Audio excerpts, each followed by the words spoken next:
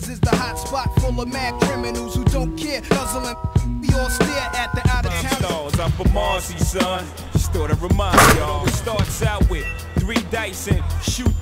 them boys. Holla, we them boys. We making noise, holla. We them boys. We them boys. Holla, holla. We about to have the parking lot on smash. Plus I got a shit hopped in the train. Just to let the 10 seconds thing on smash. Plus I got a Chevy with a 450. Call it up the lane for the walks in the parks. Ain't come to games. I just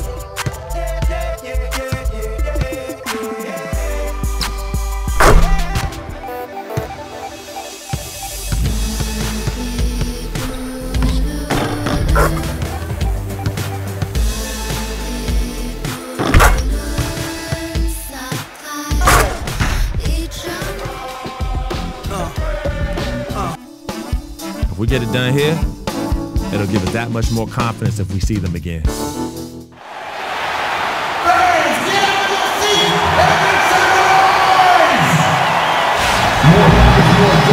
The Pelicans are looking to defeat their Western Conference rival going into this game. Welcome to 2K Sports, bringing you the NBA. This is Kevin Harlan with Clark Kellogg and Greg Anthony. It's a one-game reprieve at home for the Kings, here with their Sacramento fans and then back on the road. This is a hot team. They currently hold the best record in the entire NBA. Yeah, you know, for the Kings, they've had a dream season. Here's Freak. He's got 6. Passes it to Cauley Stein. The dish to Freak. Shoots. And he hits the jump shot. Freak's got it. Here's Freak. Here's Koufos. And he uses the glass on the lane. And the Kings. Now here's Freak. Defense right on him. McLemore, the pass to Koufos. Freak. And count the basket. He is fouled, and he's going to the line for one more. Every time they get scored on during this run, it's come from inside the paint.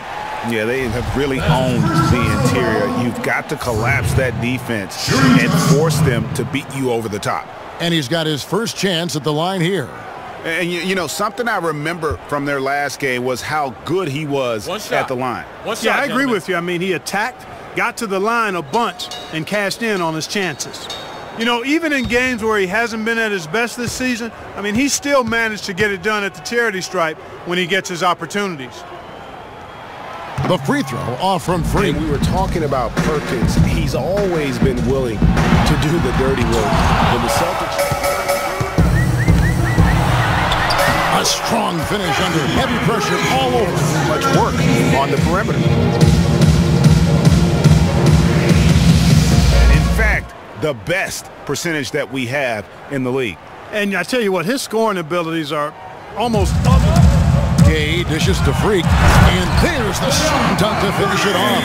And that is a major league flush. And checking out New Orleans. They're much further down in the standings right now. And I think for Sacramento, at the conclusion of this game, they're off to Detroit, where they'll face the Pistons. That'll be game 1 of a 4-game road trip. And here's a good chance now to show you the rookies that in the second half of the season have been getting it done at the free throw line. Freak, number 1. No doubt he's earned his spot among the great rookie free throw shooters through hard work and repetition.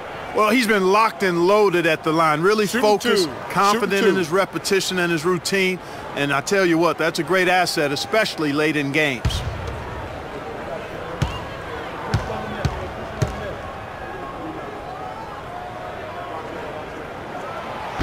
And that one misses. Check out the game for Freak. He has 18 points, and he's been pretty steady grabbing rebounds, too.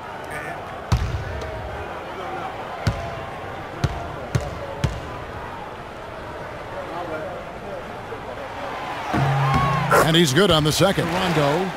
Freak kicks to Koufos. And the lead now, double digits on that bucket. And McLemore kicks to Freak.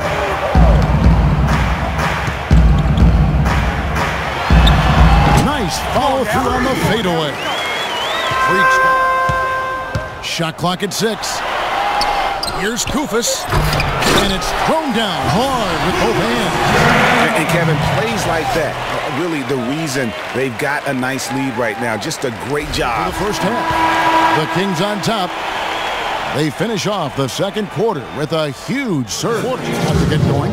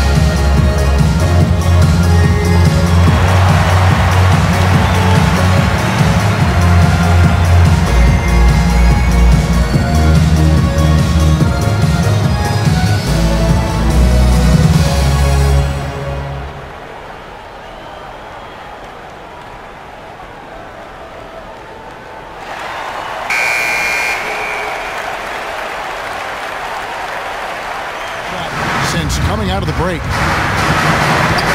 Freak kicks to Bellinelli. Here's Freak. He's got 22. Finds the bottom of the bucket from 13 feet out. Shot clock at 5. Back to Cousins. And he goes up strong with one hand and flushes it down.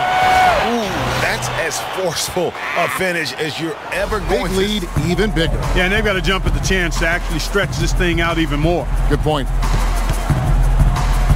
Trying to break that ice-cold streak, and the jumper is good. Coming out of the break. Here's Freak. Oh, yes, the turnaround. Freak's got 15 seconds left to play here in the third. And he goes strong with the one-handed jam. It's hard. Looking at his point production, he averages almost 11 points a game. Here's Freak. He got it up in time, but it wouldn't fall for him. And as we conclude the third quarter, pretty much a blowout. It's been a one-sided affair. And we're rolling here again with the fourth quarter. Might not come down to the wire, but you never know. Downtown here in the fourth quarter. Here's Freak. Lays it up and in off the pretty assist. That's Evans penetrating. Davis kicks to Evans. Oh, and that one had the right spin on it, and it is good. And you like to see since the half now, he's finally starting to come around. Passes to McLemore. Floats one, and the layup is good. McLemore's got 6 in the quarter. That's the third bucket in a row from the paint. This defense needs to claw. That quality of a look each and every possession. Davis kicks to Holiday. It's tipped. Freak with it. Out left of the wing. Power down with both hands. And folks, those are hops. 7th seed, if you will, in the second round. So I think that's something that the commissioner and the competition might want to reassess. And so far, the 2014 draft class has lived up to the hype. The top guys were as good as promised, and a lot of talent down later in the draft as well. Now here's Freak. He's guarded closely. Almost an impossible shot to block in the post. The defender can't give up that much of a height advantage and expect. And Sacramento has possession. Takes it off the glass. Freak's got the Kings winning this one easily. And the outcome of this one was never in doubt. Yeah, they were clicking in every way. I mean, all cylinders go. No question about that. And once they pulled away, they didn't let up. And now we'll send it down to Doris Burke, who's standing by courtside. Freak. He had an outstanding third quarter. Whatever they needed in terms of energy and offense, he was the firepower that propelled them during the second half. I don't know what got into him tonight. Whew. He caught the scoring bug and was just pouring it in the paint. That's the kind of offense he's capable of delivering when he sets his mind to it. Something lit a fire under him tonight. He was getting after it. Every chance he got, he went to the bucket, and I mean hard. You gotta love to see a player with that kind of killer instinct. I wonder how many dunks he wound up with tonight. I lost track after like 20.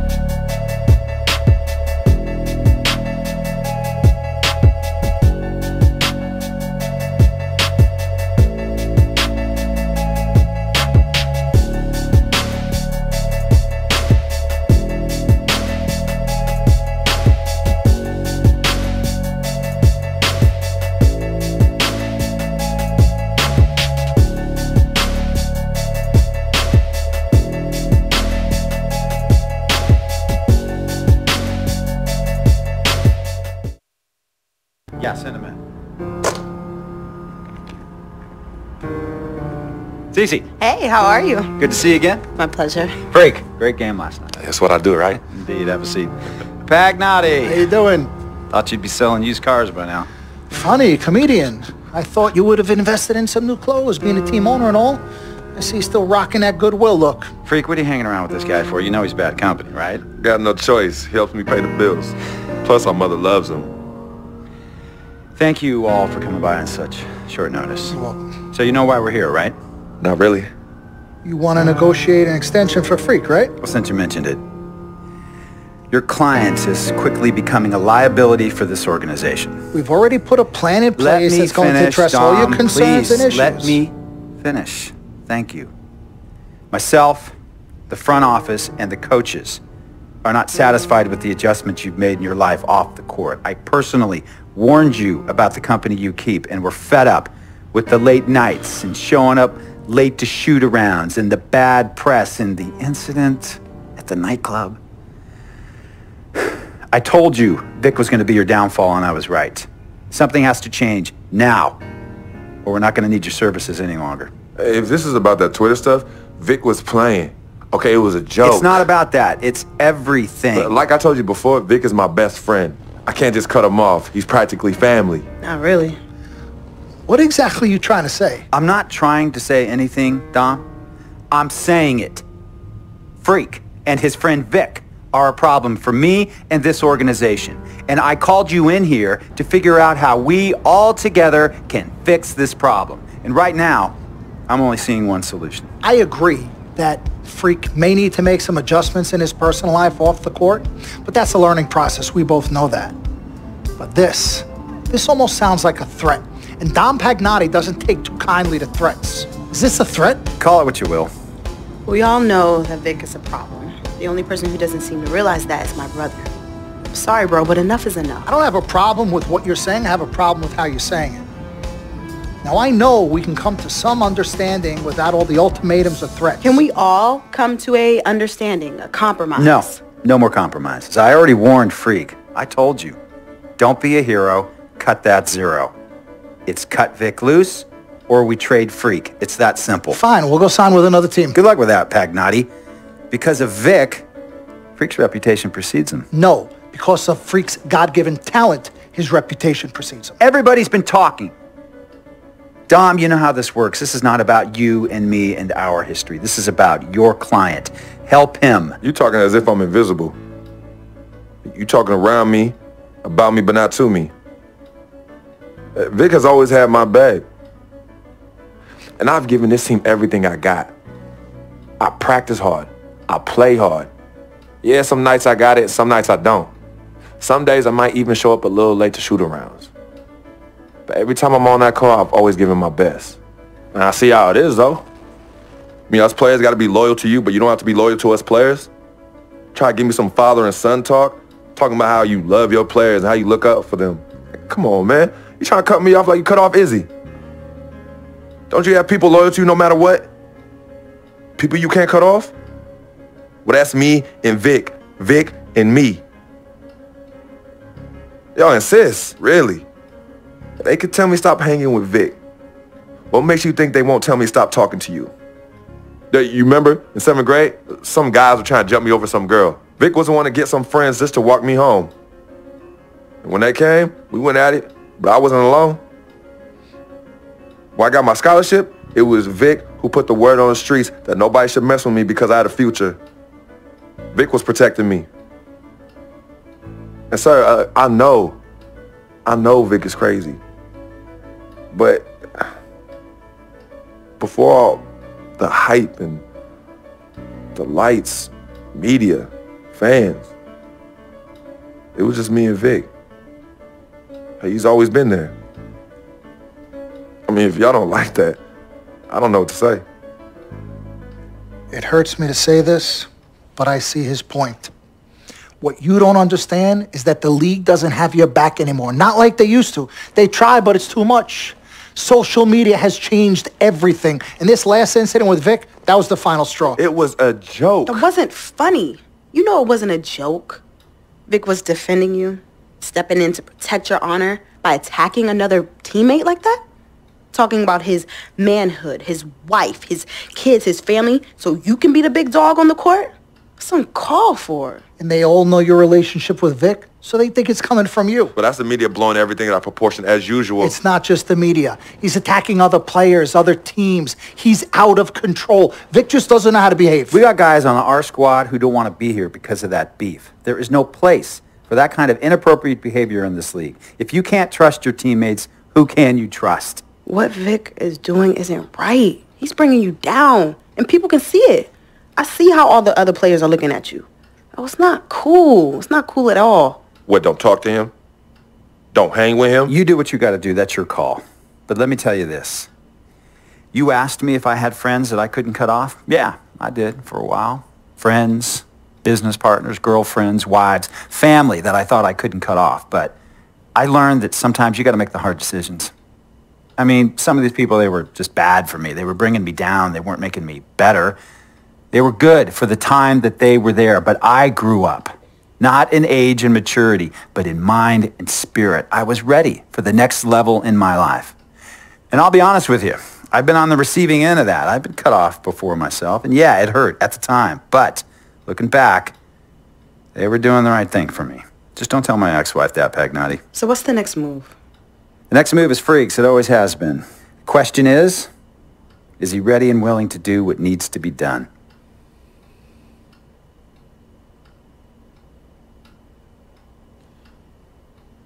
This is messed up. You take a moment to think about it, but think long, think wrong. The snafu should have been cleaned up a long time ago. With or without you, we got games to win. Freak, you gotta handle your business. Okay, we've all said our piece. You might cut me off as your manager, but I will always be your sister.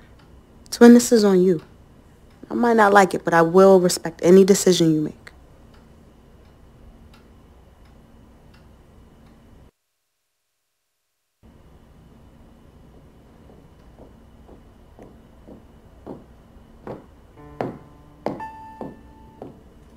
Yvette, please.